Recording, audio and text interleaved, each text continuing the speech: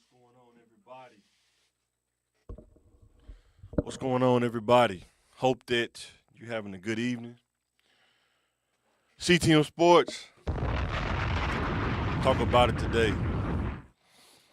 My buddies may pop in if they got time, but I wanted to talk about the Lakers trying to play against the Celtics on yesterday. I was gonna come on yesterday, but I just didn't have time. I was I think I was asleep actually, but we're gonna watch some highlights if they don't ding me for it. But let me know in the comments. Do y'all think the Lakers are light in the post? I think they said in the highlights one time that LeBron was the tallest player that the Lakers had on the court at one time. And my question is, how really far can they go if they don't have a big man? Or what kind of pace do they have to play at to beat a team that has a big man?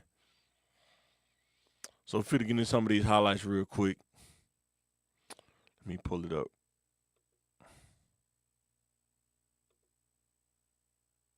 Great ball movement. Hold up, let me see. Hold on. James guarded by Derek White. Get this right. Help. Fall away. Okay, that looked better. Jumper, got it. That's a size.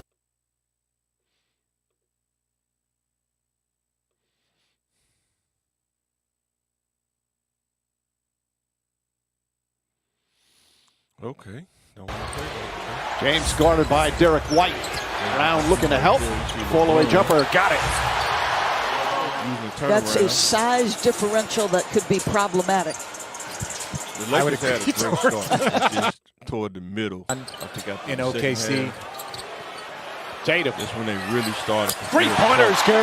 Jason Tatum, 20 points in the first half. 6 Nobody seconds really remaining in the half. Tatum. Brown got off. Richard wants it. Nobody Tatum, really though, drives and the flush. Oh, what a finish from Jason Tatum. And he got away from him. Vincent's shot will not count. Jared Vanderbilt starting for the Lakers as Tatum gets inside. Nice look. Take it to the rack, man. Don't even worry about shooting a three unless you just open. But I think by the time they reached like the end of the third quarter, I think they was gassed out. This is my opinion. The Lakers, they don't have that depth. They don't have a big man. People are overextending on defense. And then when the team hot, Lakers came in with an 8-game winning streak. Played really well in the first half. But dominated there in that third. Vanderbilt draws the foul, banks it home. You see right there, they down 67 to 8. One-on-one coverage. They down by 20. James finds room, gets in the paint. Shot is good. And then Lakers trying to chip away. James now. LeBron. I don't know exactly what point it is. Let me stop it before they ding me. LeBron goes out with an injury, a growing injury. The way that flag go home, you got to come get me out.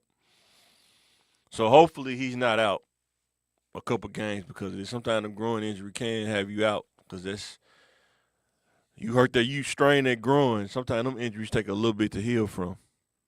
So let me know in the comments, man. Do you think the Lakers gonna win the championship? Or they just thinking they deserve a championship, but they not gonna win? Just being objective, man. I was telling my boy Peel, man, they didn't have an inside game that's gonna hurt them. When you got Al Horford beating up your inside, that's definitely not good. 'Cause Al Horford is old and busted at this point, in my opinion. And they ain't even have the unicorn. If he always getting injured though, but I think when they get to the tough parts of the playoffs, the Lakers, it's gonna be hard for them to go against teams like the Nuggets, OKC. Maybe I don't know. They make a run with OKC. OKC got more depth than they do. Any team they got a big man presence, though, is going to give them problems. They probably going to have to wait till next year where they could get some more players to come in, some more big men to come in. That's just my opinion. But My next question is, are the Celtics sending a message? Like they gave the Lakers one of their best games in the regular season, letting people know that they're not playing around. I don't think the Cavaliers can beat the Celtics. I think the Cavaliers are having a good season. I'm not going to take that away, but I don't think they can beat the Celtics in 4 games in a seven game series. I just don't. I don't think they have enough talent to do that. I think the Celtics are saving their best for the playoffs, and they beating people strictly on talent and what they have. But I think when playoff time comes, they're going to be running dudes out the gym. And then you're going to hear people talking about them on sports shows. The Celtics are this, the Celtics that. The Lakers, they may get to the second round. I just don't think not having the inside presence, they realize that too. That they're going to have to retool up this summer and get a big man in there. And I don't know who's the free. I had to look up who's the free agent coming up summer. I know they were saying Kevin Durant might be on the move. The Lakers was in the running for him. Maybe OKC, maybe Dallas. I can see KD going back to OKC. I can see him maybe thinking about Dallas. If Kyrie healthy and AD healthy, I would tell him to consider the Lakers. If you want to win, in my opinion, if you want to win. You have all the shots you want. They can't double all y'all. Somebody going to be open. You wouldn't play for the Warriors. You didn't too much like them. Why not go play in L.A.? Bigger market. You got Luger there. Going to dime you up the ball. Because if you go to OKC, you're not going to take the shine of SGA.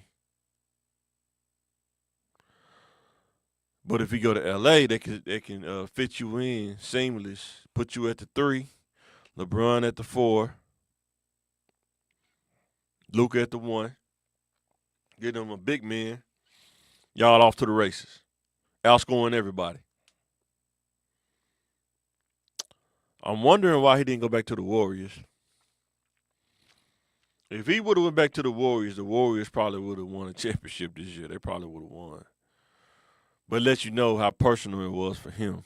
It's always business. Never personal. So he wasn't going back to the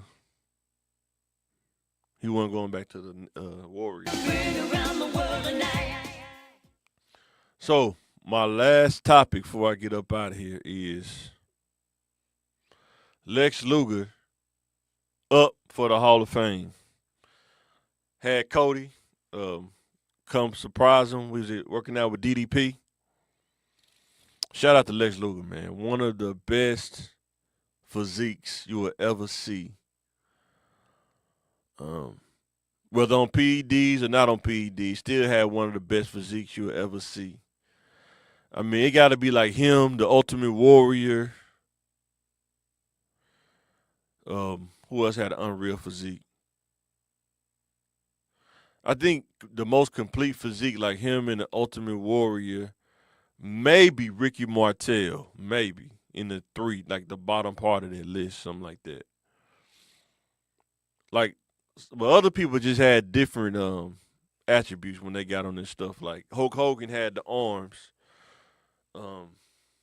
Scott Steiner had the biceps, which was crazy. Triple H. Probably shoulders and chest and delts. It was really insane when he was on the juice. But Lex Luger had the best physique, period. He had the 6-pack, chest, arms, everything. Everything you can imagine, he had it. And he had it since the 80s. This dude was in NWA wrestling with Ric Flair in the 80s.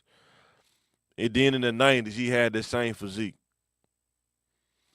Unfortunate events happened where, he kind of got paralyzed a little bit because I think he said he had something going on. He popped his neck thinking it was something, he had to pop his neck, but it ended up causing him to lose feeling. I think he got paralyzed a little bit. That's why he's in a wheelchair. He's bound to a wheelchair. But I always wondered why he really had a breakout career. But he had a nice career. It just never really just stood out. I think I don't know what to think, actually, to be honest with you. I used to watch him. I like Lex Luger. I like when he was Lex Luger. I like when he was the narcissist, WWF, all that stuff. When he slammed Yokozuna, I just saw another video where he torture racked Diesel, which is that Diesel. I mean, you got to think, Kevin Nash is probably like every bit 6'11", almost 300, something like that. Torture racking. I think he may have torture racked Yokozuna at one time, if I'm not mistaken. Look that up. I want to say he may have did. Even though I can't show the video because WWE gonna try to hate on me. Let me see. Torture rack.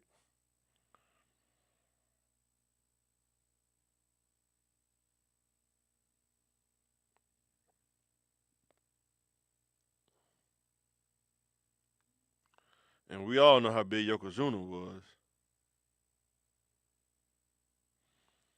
Well, maybe he didn't do a Yokozuna, but he did the Giant.